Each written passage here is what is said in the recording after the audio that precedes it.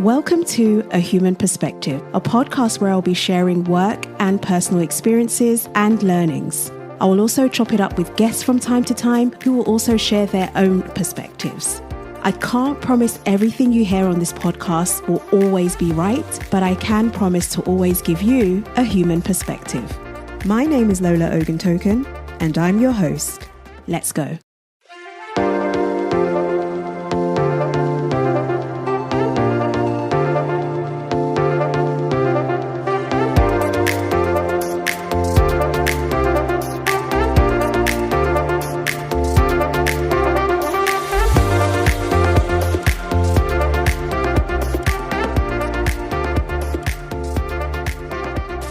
On today's episode of A Human Perspective, we have Sam Flynn. Sam is a social media trainer turned digital wellbeing coach, and she's on the episode today to talk to us about digital wellbeing. Welcome to A Human Perspective, Sam. Thank you so much for having me. I'm really excited to chat to you. I'm really excited to talk to you too. Can you start us off by telling us a little bit about your background? Yeah, of course. So my career started in psychology, really. I did a degree in psychology and then a master's in organizational psychology. And that led me into my first business, which was all about creating, managing and analyzing employee engagement surveys for organizations. But when I was doing that business, I went on some social media courses. I thought they were horrific. This was about 13 years ago now, where social media was just sort of starting out for businesses in a way. And I just thought, my God, I know so much more than any of the people delivering these courses. And people actually started saying to me like, oh, I've seen you popping up on LinkedIn and are you on that Twitter thing? And I thought, you know what, there's a real gap here. So I started a social media training business, which really very quickly overtook the survey business. And that was over 12 years ago now, about 12 and a half years ago. And I've been delivering social media training ever since. But then the big transition for me came during the pandemic when I found my own smartphone use in particular just rapidly increase, as I'm sure many people did at that time. I don't think I'm alone in that. So yeah, just suddenly found that my phone was like a permanent fixture of my hand, mainly due to the circumstance. You know, I was home alone with my 3 daughters trying to run a business while my husband was out working. My phone became a great place to do that. Post-pandemic, of course, I could sit back at my computer while my girls were at school, and yet my phone was still in my hand. So yeah, and I think everyone can probably relate to that feeling of why am I picking up my phone again and again and again. I took steps to reduce my use, particularly when one of my daughters said to me, Mum, you're always on your phone, you're not listening to me. So yeah, that was a trigger for me. I really reduced my use down, got really interested in it from a psychology kind of standpoint as to why we've become addicted to smartphones and social media and everything to do with it. And it just became so much of a passion that I thought, this is something I could help other people out with. And here I am now as a digital wellbeing coach. So how would you define digital well-being? We can't avoid the digital world. You know, it is a part of all of our lives. And I love the digital world. It's given me a career. Digital wellbeing is all about making sure that we have a positive relationship with that digital world rather than it negatively impacting on us. So making sure that it's not having a detrimental impact on our wellbeing and that it aids it rather than has that negative impact. I know you said it was a bit of a weird transition or a funny transition going from social media coach to digital wellbeing, but I see a solid link there. How do you think some of the work that you did, even as a social media specialist and then coaching people on social media, what do you think some of the links are there? Yeah, well, and I mean, a lot of people have said to me, isn't that the complete polar opposite of what you're doing in terms of social media training? And actually, you're right. I see them linking really nicely together. Yeah. Over the years that I've been a social media trainer, I have seen varying degrees of how people respond to social media. So for some businesses and business owners in particular, they'll go, oh my God, I don't want to go anywhere near it. Others will be like, I just spend all my time scrolling on it and I can't seem to get any focus in what I'm actually doing on there. Some just are essentially wasting their time on there, seeing it as I'm working, I'm on Instagram, I'm on LinkedIn, I'm working, and they're not getting actual results from it. So I've always, as part of my training, helped people manage their time effectively on it and never really thought of it as digital wellbeing. But now, obviously, looking back with the perspective that I have, I can see that that's exactly what I've been doing. I've been teaching them how to do it in a limited time without having to mindlessly scroll, without getting sucked into that feeling that you've got to be constantly present on there, because it's not the be all and end all. So I think it's always formed part of the work I've done, but certainly I can also see it then from the perspective of people just posting, for example, on Instagram as a business, and then immediately being obsessed with how many likes that post gets and the validation that that actually provides to them, which isn't a healthy relationship. Yeah, absolutely. I definitely made an assumption, when you said that you were a social media trainer. I think there is that assumption that you're teaching people how to make the most out of social media, and that means post a lot more. But actually, good social media usage means actually having a plan and a strategy and a much more controlled way of interacting with social media. So having specific times in the day or something like that. So exactly. There's definitely like a solid link there that makes absolute sense. What are some of the biggest trends that you're seeing when it comes to digital well-being, whether it's with a certain sector of society that's hooked onto it, or how widespread is the issue of actually people having a much more balanced relationship with anything digital? It could even be technology. It doesn't necessarily need to be being online all day. Yeah, it's definitely getting more and more part of people's thinking. I have seen so many people be like, oh my God, I just need to throw my phone away. And, I'm just sick of it, sick of kind of being a slave to it. So I think everyone's starting to be more aware. I think certainly around my age group, people in their 30s plus are starting to really, I'm 37, nearly 38. My kind of age range are in a really unique position where we grew up without the digital world and we kind of emerged into it as we became adults, is when the digital world started to emerge. I joined Facebook when I was 19, which just feels mad to think actually when I'm turning 38 next week. That's like 19 years ago I joined Facebook. That's how long, it's been around. But we also have the joy of knowing what it's like to live a childhood without the digital world, to live as teenagers without the digital world. So I think there's definitely a trend in the kind of the 30 plus age range where we're going, hang on a second, this isn't what life's all about. Life isn't all about scrolling. Life isn't all about spending hours and hours on our phone. It's not about sitting in the evening and putting on something on the telly, but actually just sitting and staring at our phones instead, not talking to our partners, not engaging with our children. So I'm definitely seeing it in my age range. I'm also seeing it a lot in business owners. I think business owners feel the need to be plugged in all the time, and as it's their business. And I'm seeing now a lot of business owners go, hang on, this isn't working for me, it's working against me. Not having that switch off time where you go, right, the working day's done, turn everything off. Instead it's like, okay, the working day's done, but now I'm going to sit on the sofa and see what Instagram comments I've got and maybe reply to a couple of emails and maybe check in on LinkedIn and such like. So I think business owners are another group who are noticing now the need to start switching off a bit more. For the past few years, I've been working specifically with startups, and you're much closer to the CEO, so you can see their behaviors and actually what they're teaching other people good work is. Yes. Because in my mind, I'm always thinking about teens or, people that are just kind of entering their early 20s who are likely to have like an unhealthy relationship with technology or maybe specifically social media in that side of things. But definitely business owners, they do not switch off. And I remember there was one company I was working with, and this CEO would send emails at 2 a.m., 3 a.m. And there were some people genuinely responding at those times. Like, oh my goodness. Working 24/7. They'd get a great pat on the back. This person is amazing. And it's like, no, they already give you 9 to 6 or 8 to 7. Most people don't work 9 to 5. Most people work outside of those hours already. They should be sleeping. You are taking their awful, valuable, isn't it? Yeah, and it's counterproductive. Yeah, and it starts to become the culture. People go on holiday. Oh, I'm checking my emails. Why? And I think I can understand it with business owners in particular because it's their, quote unquote baby, so to speak. And for them, I think they think every moment is an opportunity. And if I don't do it now, then when will I do it? So how do you advise people in that situation where they are completely in charge of their livelihood? They're not working for another company. There's no salary that they can rely on through a larger business. How do you help them find that?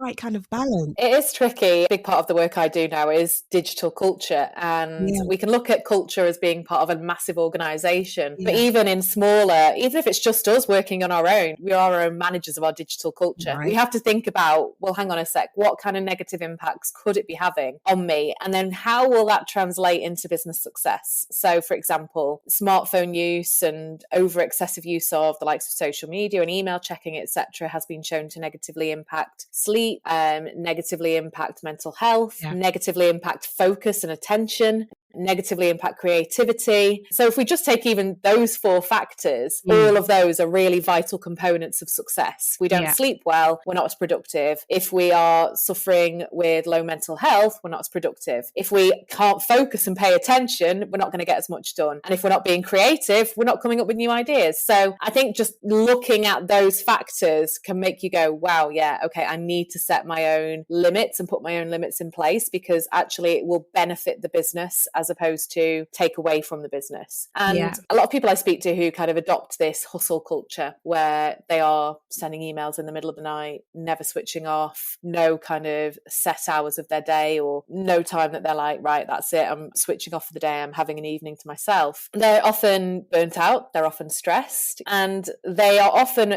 working out of hours to make up for the fact that they're not productive during hours.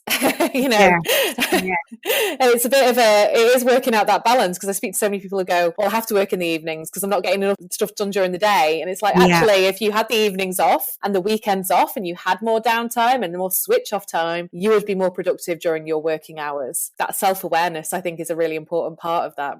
Yeah, you're so right about how people use the time in their day. I remember there was one role I was in, and somehow I got into the habit of working evenings and weekends. I mean, it was ridiculous. And then my work day turned upside down in that I was doing the bulk of my work in the evening and the weekends. And I think it just hit me one day that, hold on a minute, I'm paid to work these hours. And not just that, that's more than enough time for me to do this same work. And I just had to force myself, okay, this is what my day is for. I need to make sure I'm setting time aside to do it, to actually get my work done. And I think a lot of people are in this trap for different reasons, whether it's that they don't understand that, look, being in meetings Monday to Friday, 9 to 5 is not a productive day, because what comes out of it and when does that get done? Exactly. Some companies have this heavy meeting culture that doesn't enable people to use their days effectively. And some people just believe that that's what being busy is, being present, showing up on screen, having an opinion, and the real work doesn't actually get done. So I love the fact that one of the areas that you actually look at first off is culture. Even as one person, what kind of culture are you cultivating? Pushback could be though, okay, but Facebook and Amazon did it. If I want my company to be like Facebook and Amazon, surely people have to be working 24/7. Like, how do you Well, you might need some 24/7 cover, but it doesn't have to be by the same person, does it? You know, it comes down to shifts then. And I think there's been a big study here in the UK actually over the last year or so where certain companies have trialed doing a 4-day working week where everyone gets an extra day off a week. So we now have 3 days off and 4 days of work. And most of the companies in that trial are continuing the 4-day week because they found the amount of work the business produces and what needs to be done is still getting done, even though employees are working fewer hours. And that's because they're more focused and productive in the time that they're working because they get extra time off. So I think we have to look at it that way. And I'm sure the likes of Facebook and Amazon, yes, of course, they might be overworking some people, but there's also the fact they are managing shift work. It's not expecting the same people to go, oh, well, yeah, you finish at 5, but can you just check in numerous times through the evening just in case there's a customer query? Which, yeah, it does happen. I know, exactly. And it's not contracted hours. It's not even in their employment contract. And it just becomes the expectation because they can take a work smartphone or a work laptop home with them, or even they don't now go into a place of work. They're working from home. So there isn't even a switch off time where they've got to get on the bus or the train or or their car parking time's up or whatever. There's not even that switch off time. And so the expectation becomes from organizations, well, you could just log in the evening and, could we actually, because of time differences, could you maybe just log into this work meeting at 9 o'clock at night? And while you're on holiday, do you mind just checking your emails for any queries that we've had through? And as a result, it becomes this culture of always being switched on, which works for a very, very short time. And the productivity of those people involved will absolutely decline as a result, because it is massively affecting their work-life balance and definitely leading to stress and burnout. Yeah, absolutely. I think there's that piece where obviously people can see their managers and they're often judging their own dedication to their role based on what they're seeing their managers do. So I've heard someone say, I finish work when I'm supposed to, but my manager's still on. Am I supposed to still be online? Hopefully I still look like I'm doing my work, but my personal time is very important to me. The fact that this person even needed to say that, I thought was really sad. And I know that that's not the manager's intention either, but you are setting the tone. You are setting the tone with your actions, not with what you say, but your actions. You're telling people to have a good work-life balance. Show them how it's done. Mm-hmm. Yeah. So with that in mind, how would you advise someone who perhaps has a manager who doesn't understand boundaries or, when it comes to getting in touch, etc.? How would you advise that person to either manage a conversation or perhaps even their own accessibility? How would that work? Oh, it's so tricky. And I do talk a lot about how leaders do need to be positive digital role models in that respect, because you're so right. If people do see their managers sending out emails in the evening and staying logged on outside of working hours, then it does create that culture of thinking, that's what you have to do to succeed in this business. That's what you have to do to work your way up to the top. So they definitely do need to be more positive digital role models. Yeah. It can be really a difficult conversation to have, because of course you don't want to be the only member of your team who does log off bang on 5 o'clock and logs on at 9 in the morning or whatever time you're expected to turn up. You don't want to be the last one to log on in the morning and the first one to log off at night, because it can be self-damaging in terms of where it takes your own thoughts, can't it? I'm never going to get ahead because of this. I think it is worth sitting down with your manager and explaining the situation. If possible, direct them to videos that talk about it and say, look, I've been reading up on this, or I've been listening to this video or listening to this podcast about this. For me, it's really important to maintain my contracted working hours so that I've got the downtime so I can be as productive as possible during the day. But often when I receive emails in the evening, it makes me think, right, I need to do the same. I need to be there and be present like you are as a manager. What are your thoughts? And have that open conversation with them about maybe how it makes you feel. Yeah. And sometimes they won't realise. They'll just be like, oh God, I do that because I go and play squash at 10 in the morning and I go out for a big major business lunch, and I'm only catching up on emails in the evening because actually I've had most of my downtime during the day. So it's always worth raising the conversation. I don't think it can ever go against you to highlight things like that and to explain how these things make you feel. But hopefully you'd have an open digital culture anyway where you can discuss this kind of thing. I do think it's something now leaders really need to be thinking about, is what kind of digital role model are they being? I, for example, did a project with a company and I had to log into their Teams chat, and all through the day there was chat messages coming through, all through the day. And I was like, oh, I couldn't concentrate. And I'm like, how are they getting their job done? So again, as a digital leader, it should be a case of saying, right, if there are any issues, contact me directly. Don't put it through the chat box, or let's switch off chat at these times. Let's all go on to chat 9 till 9:30, and then again say 3 till 3:30 so we can discuss issues of the day. But that notification culture of constant pings, it's just too disruptive.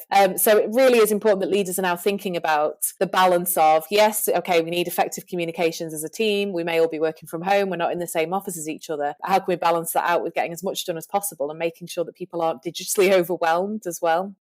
There's also a need for an understanding of what different communication mediums are for. Mm-hmm. So if it is in Teams, it should be urgent. Or are you directing the conversation to the right group of people? Is it just one person you should be messaging? Yes. Are you simply sharing information? Can that just be an email? Does it require a meeting and chat it's, especially since COVID, there's been this need to over communicate, which I get. Yes. So it's, let's make sure we're keeping each other in the loop, and then we're feeling connected in that way. And we know what we're doing. And, you know, there's no questions. People aren't unsure. And I think, yes, I understand it, but it still needs to make sense, and it still needs to add value, not just doing this thing to be doing this thing. Yes. And it's just cluttering people's minds and lives a little bit more than it should. Absolutely. I think that's one of the key things, when people just don't know when to use what and what for and how. I think you're 100% right. And I think the same's true of emails, isn't it? You know, people have their email notifications turned on. And then if they're getting copied into emails they barely need to know anything about, they could have their emails pinging up at them all day while they're trying to concentrate. And if our focus is taken elsewhere, even if we don't open that email, even if we just see it pop up and go, oh, I don't need to do anything with that. The fact our brains had to refocus from what we're working on to, do I need to address that email? No, I don't. Let's get back on task. It's going to take, I think the research says something like about 26 minutes to get our focus back on a task after we've been interrupted, which you just think how much of productivity is being lost to pinging emails or pinging Teams messages or whatever it might be. And yeah, a lot of businesses do need to think about, okay, how are we managing different levels of communications from urgent down to non-urgent to make sure that people can actually just get their jobs done. Absolutely. Yeah. And I think I was watching a documentary, and they were again talking about the usage of technology, our phones, etc., but particularly around this conversation around notifications and the use of the red dots and how it makes people feel like they need to do something. And I think it's the same for the pinging. As soon as a ping is heard, it's like a call to action, and it may need no action, but it, like you said, it takes you away from whatever you're focusing on. When I set up my machine for a role, let's say I'm starting a new job, the first thing I deal with is the notifications. I don't want to hear any pings. I don't want to see any message previews. Ideally, no, major notifiers that will make me want to look. Yeah. So that's the first thing I do. And even if I have it on my personal phone, let's say I have Teams, so I do at the moment, but no notifications. So I choose when I look at it on my phone. It's not something that is like terrorizing my phone. Absolutely. It's taking control. Absolutely. Absolutely. I just think it's so important. And I think people get lost in the interactions and answering these very short-term, fickle questions, and it removes them from doing the big work, right? Yes. The major work that actually will help the company turn a corner. Yes, absolutely. And this is all part of creating this positive digital culture, because I think a lot of employees think I have to respond instantly to an email, otherwise that will go against me. Whereas if it's set out from the start that, email communications are not instant in this organization, that you are not required to instantly respond to emails. If anything is an emergency, we use X system to let people know about this thing that needs an immediate response. And I think that all has to be set out in the digital culture, because expecting employees to go, oh, do you know what? I'll just turn off all my email notifications. I'll check in twice a day with my emails. They're not going to make that choice themselves unless they've been told this is actually how we do it here. And set the positive digital culture from the start for those employees, because otherwise, like we talked about in terms of presenteeism out of hours, it becomes the norm that, oh, I've constantly got to be plugged into my emails because I need to respond straight away because that's what everyone else does. It's a big thing that a lot of businesses need to think more about. Yeah, you're so right. I love that idea of, I guess is it a kind of digital culture policy or manifesto or something like that? It's interesting because when you go to a lot of startups, it depends, but many don't want to over policy their staff. And I just find it so interesting because in my mind, because I work in people operations, I'm like, oh, so we're going to wait for something to go wrong in order to put in place a policy.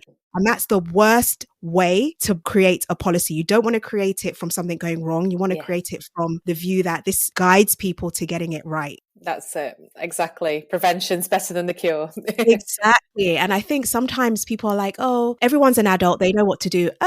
No, we've all got different perspectives. We've all got different natural work ethics, energies, etc. And it's up to you as the CEO or founder or the team, the leadership team, to set the tone and set a bar. When you don't do that, people start to make up their own. And then you tell them retrospectively, it should have been what? It's not fair. And if you're thinking of people's well-being as well, and you don't want people to burn out, you can imagine someone coming straight from uni. This is their first job. They want to make a good impression. My company is remote first. You're working at home by yourself. I have found that it does make people a little bit more anxious to show they're doing stuff. And if you don't let people know, hey, we trust you, we're a flexible environment, you decide your hours as long as the work gets done, you give people clear goals so that they know what they're working towards. They're not just doing stuff to be busy. And I think this is where actually, some kind of digital wellbeing manifesto, I think that is such a good idea. Just helping people look after themselves, really. Yeah, that's it. Because it isn't just about productivity, is it? It's about protecting your team, your valued assets, your people, and making sure that they don't get burnt out, they don't get stressed, they don't feel the need to be constantly plugged in. They are able to get on with their jobs. The digital world is definitely, while it's a great way of helping people with their roles, it's also something that can be hugely detrimental to their role as well.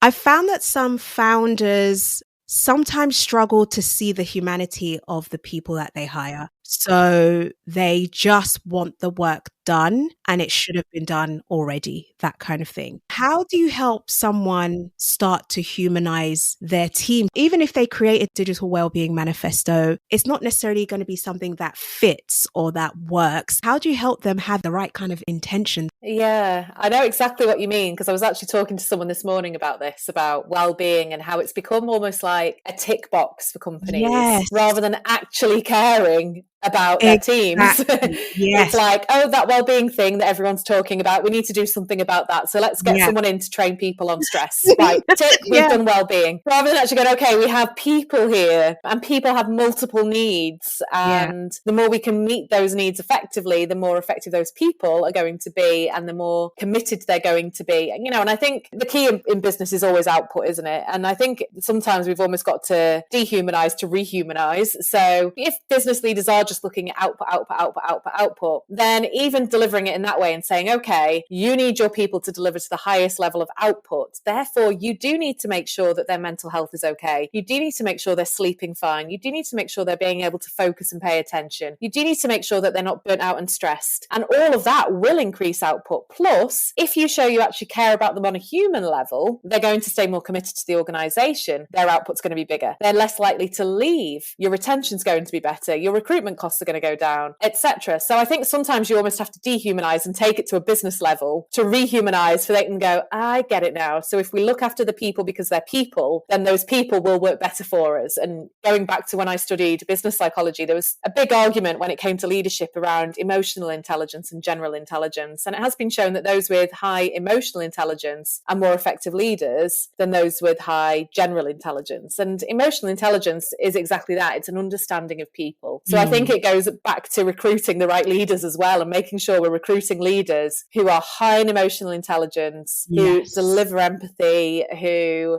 understand the needs of humans and then become positive role models themselves in that. So it always comes back, doesn't it, to acquiring the right talent in the first place. No, you're absolutely right. And that's actually just got me thinking about the concept of emotional intelligence, because I think sometimes when people hear the term, they think, oh, okay, this is a really nice person. This is someone who makes sure everybody's happy and everything. And it's, emotional intelligence. Yes, it's understanding people, but and this is a horrible thing to say, but it's true. I'm sorry, everyone. Not everyone knows what's good for them. Like, you may want something, it may not be the best for you. And having emotional intelligence means that you are able to recognize that and communicate that in order to help people. And they may not agree with it, but that is also a form of emotional intelligence. And I think sometimes emotional intelligence is mistaken for being agreeable all the time. No, it's not. It's understanding innate needs of individuals and understanding that every individual is different and we can't blanket approach anything in life when it comes to humans. I know about well-being in general, obviously, and ways to look after yourself, etc. I'm big on that.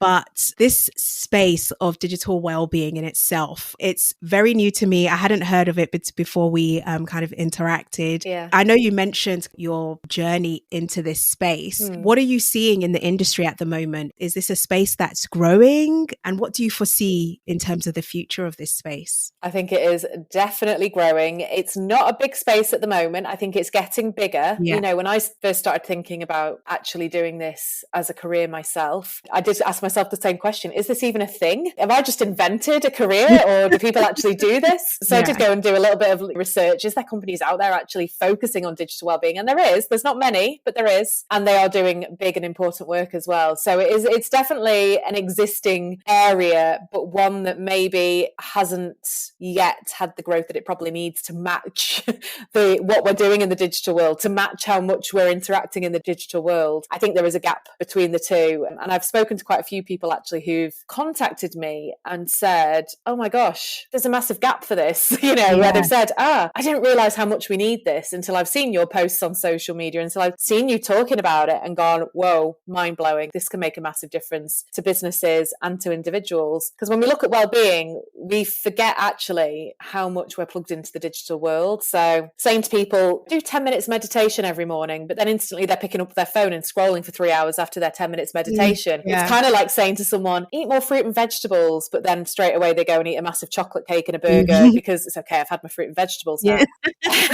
You know, it kind of cancels it out, doesn't it? Or, you know, we've probably all had that mentality when we've gone to the gym and done a great workout and gone, best workout, I really deserve to eat loads of fatty food now and to sit on my bum doing nothing. So, yeah, exactly.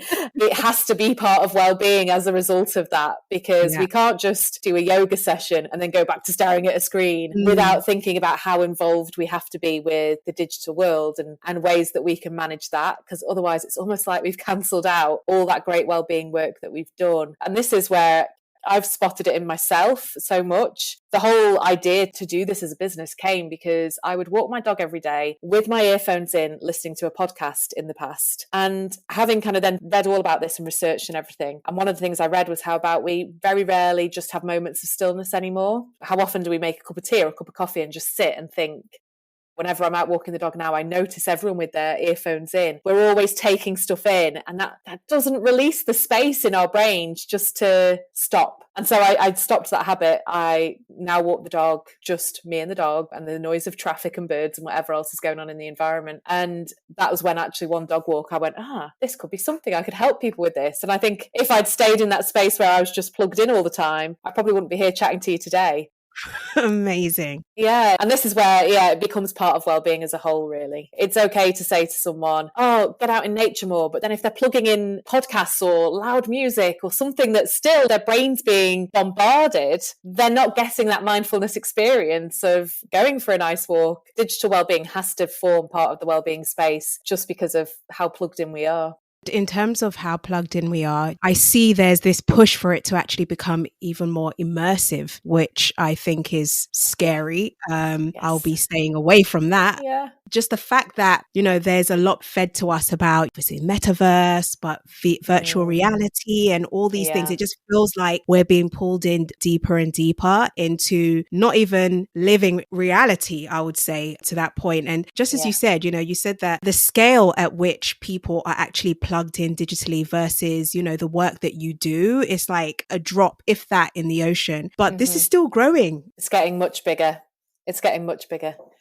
But I'm hoping that there will be more work from people like yourself, helping people actually really start to get themselves back, whether it's for their personal lives, work, whatever. I definitely see the work that you're doing just genuinely becoming quite critical, if I'm to be honest. I think you're 100% right. And I agree that the metaverse is a very scary concept. But I also think the problem is we just evolve very fast. So, for example, when I first joined Facebook, my mum would have been, what is this Facebook nonsense you're on? And oh God, I'm not going anywhere near that. That's weird and scary. And now my mum spends more time on Facebook than I do, and it's true, isn't it? We kind of like start with, oh God, no, I'm avoiding that. I'm not going near that. But actually, it evolves very fast to a point like, oh, everyone else is looking at this thing. Maybe I should get on there too. And it sucks us in as well. It would be great in a world where governments and top level were more thinking about this on a critical level of, setting guidelines of what apps and such like are and aren't allowed to do. But that's not going to happen in a long time. So unfortunately, we need to take it more to us and how can we manage that ourselves?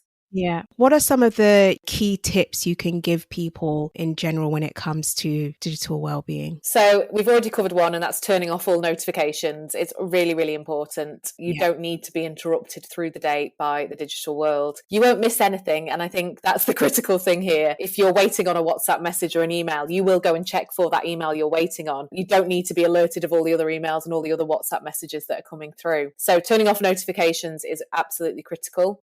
Setting your own time barriers as well is really important. So, for example, on my phone, I have a 20-minute social media limit. I don't have all the social media apps on my phone, so I access a lot of them through desktop instead of phone. I do have Instagram and I do have TikTok, but it's 20 minutes limited. And then it will say to me, your time's up. That is fantastic. It makes a massive difference. It's all about adding friction points. So if there isn't something that pops up and says, like, you've used 20 minutes today already, I would have just carried on without thinking about it. So setting time limits is really good. And also in terms of emails, I turn my emails to be offline during the day. So you can do this pretty much on all email management systems. You can set them offline so that you can still access emails that you've received previously. You can write out your emails. So as soon as you go online, they instantly get sent out of your outbox. And I would just go on like maybe 2 or 3 times a day, switch it online, sort my emails out, respond to the ones I need to, and then switch it off again. And that makes a massive difference to the amount of time you're spending on emails as well. So, and again, this goes back to digital culture as something you could certainly suggest within your organization as well. So you're not constantly pulled to emails, or because so much communication does happen via email. You know, for example, I've just been working on something for a client just before this call, and it was all sent through email, what I need to work through. But if I put them offline, I can look at all that,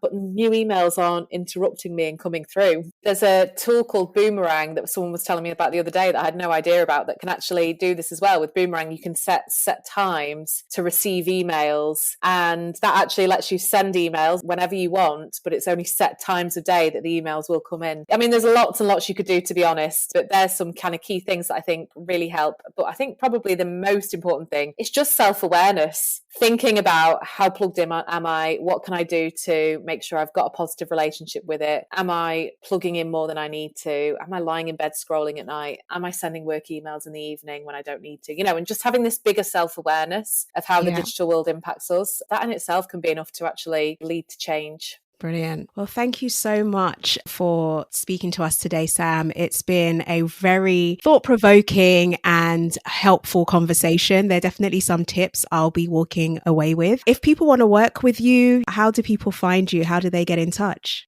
Yeah, so you can find me on social media. I am still active on there. I'm not anti-social media. So definitely come and connect on LinkedIn. If you search Sam Flynn, you should definitely find me quite easily on there. I'm also on Instagram as well, Sam Flynn SM. And my website is samflynn.co.uk. And then I also share lots and lots of videos on YouTube about digital wellbeing. So on YouTube, now you can have your YouTube handle as well. I'm at Sam Flynn Digital on YouTube. Amazing. Brilliant. Thank you so much, Sam. It was lovely speaking to you today. You too. Thanks for having me.